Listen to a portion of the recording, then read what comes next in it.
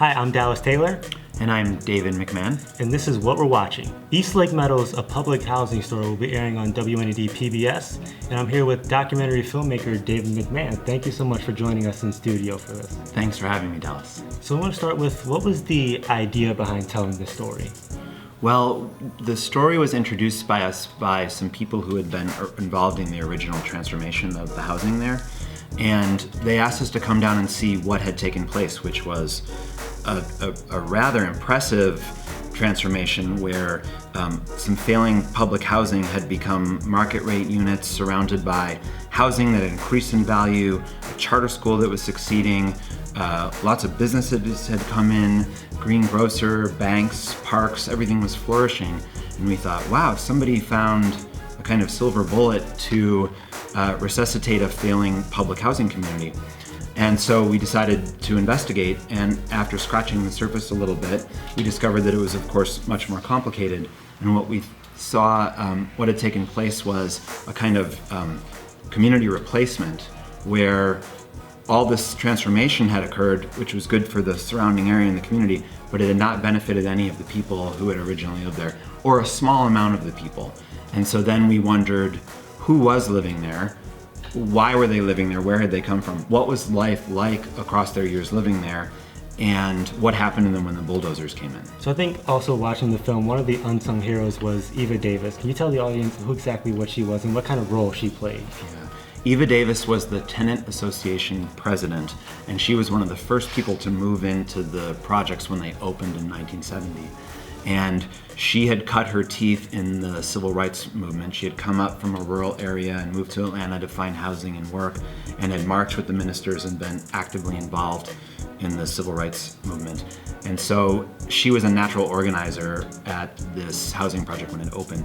And she got everybody together, created a tenants association, and as the funding quickly dried up and repairs couldn't get made and things weren't getting done, she knew how to get to the people who could get a light bulb changed or a toilet repaired, and she would fight tirelessly for everybody in the community. So over 3 decades, she was the best advocate anybody living there had.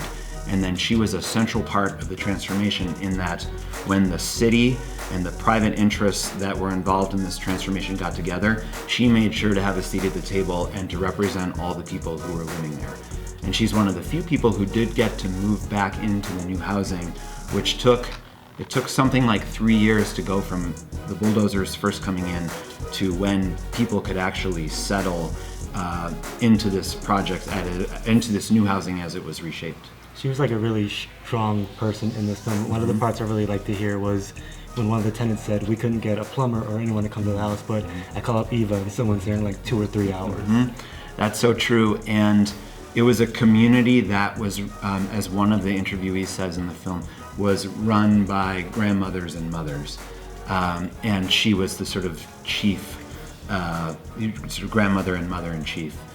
She made the trains run on time if they did at all, and everything was working against her. The city was working against her, the amount of funding, authorities that could be helpful. She had none of that at her disposal. She really had to figure it out on her own and get the people to come behind. That was the strength of her, the source of her strength. That is really cool. That's another story that is a lot more to be unfolded there. We could have done 2 hours alone on Miss Eva Davis. Wow. Yeah, nobody that we talked to didn't have a lot to say about Miss Davis. That's impressive. Yeah. And finally, what is one thing that you learned when making this film? One thing that sort of struck you or surprised you? I learned that as a country we spend far more money subsidizing people, wealthy people buying multi-million-dollar homes than we do subsidizing poor people who need housing of last resort. And that's really unfortunate, and we need to do better on that front. Eastlake Meadows, a public housing story, airs tonight at 8 p.m. Thank you so much for watching. We'll see you next time.